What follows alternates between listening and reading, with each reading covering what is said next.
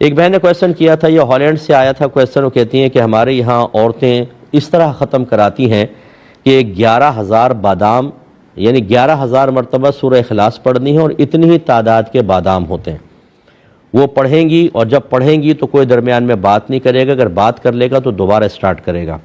جب یہ 11,000 مرتبہ پورا ہو جائے گا تو کوئی عورت ایک بادام اٹھائے گی اور منت مانتی ہے کہ میرا یہ کام ہو گیا تو یہی ختم میں بھی کرواؤں گی۔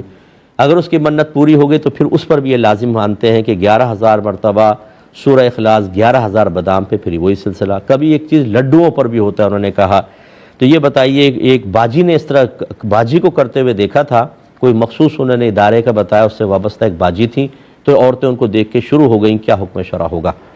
دیکھیں اس طرح کی چیزوں کا اسلام سے کوئی تعلق نہیں ہے، اگرچہ میں اس کو ناجائز نہیں کہہ رہا ہوں کہ یہ اس طرح سورہ اخلاص پڑھنا بھی جائز، بادام رکھنا بھی جائز، اللہ تبارک و تعالیٰ کی بارگاہ میں کسی عبادت کا وعدہ کرنا جس کو منت سے تعبیر کرتے ہیں وہ بھی جائز، لیکن یہ جو اہتمام کرنا اس طرح کا 11,000 مرتبہ سورہ اخلاص پڑھنا، یہ کوئی آسان کام ہے؟ کتنا لمبا ٹائم، کتنے گھنٹے اس میں لگیں گے؟ پھر باداموں کا تکلف، پھر ایک بادام اٹھا کر منت ماننا۔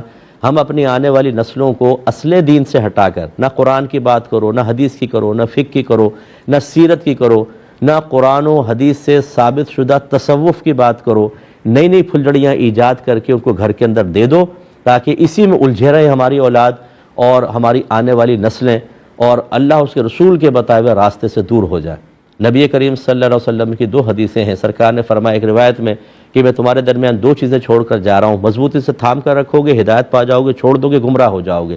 ایک کتاب، دوسرا میری سنت، اور ایک روایت میں ایک کتاب اور دوسرا میری اطرت یعنی میری اولاد، سرکار کی آل پاک جو واقعی رہنمائی کا فریضہ سر انجام دینے کی صلاحیت رکھتی ہو، یہاں یہ مراد ہے۔ تو اب آپ اندازہ کریں کہ وہ چیزیں ہم نے چھوڑ دیں، یہ خرافاتیں، اس کو میں خرافات اس وجہ سے کہہ رہا ہوں کہ ہر وہ عمل کہ جو ہمیں سنت سے دور کر دیتا ہے، کسی بدعت کے اندر مبتلا ہوتا ہے، اس کی کوئی بھی حوصلہ افزائی نہیں کرے گا۔ میں اپنی بہنوں سے گزارش کرتا ہوں، اگر کوئی مجھے سن رہی ہیں، ہالینڈ سے سن رہی ہیں، کہیں سے بھی، ان باجی کو ان کو چھوڑ دیں ان کے حال پہ۔ باجی شارعہ نہیں ہے، شارع علیہ السلام میرے نبی کریم ہے، شارع احکام حقیقتاً اللہ تبارک و تعالیٰ ہے۔ قرآن و حدیث کو فالو کریں، ان لوگوں کو چھوڑیں۔ اس طرح کی حرکات کر کے نئی نئی چیزیں ایجاد کر کے اصل میں اپنا نام بنا لیتے ہیں کہ یہ ہم نے شروع کیا تھا، کریڈٹ ہمیں ملے۔ اس سے بھی ایک حفظ نفس حاصل ہوتا ہے کہ اس کا موجد کون ہے، فلاں فلاں، اس سے وہ چوڑے ہو جاتے ہیں۔ یہ ایک کوئی کارنامہ نہیں ہے آپ کا کہ اس کو ایجاد کر کے آپ ساری زندگی تعریفیں سمیٹتے رہیں۔ میدان معاشر میں جب اس کا حساب دینا ہوگا، پوچھا جائے گا کہ سنت کو اس سے دور کرنے میں آپ نے بڑا تعاون کیا تھا، کیوں کیا تھا؟ کیا جواب ہوگا؟ اس طرح کی خرافات سے دور رہیں، ہمارا مشورہ یہ ہے۔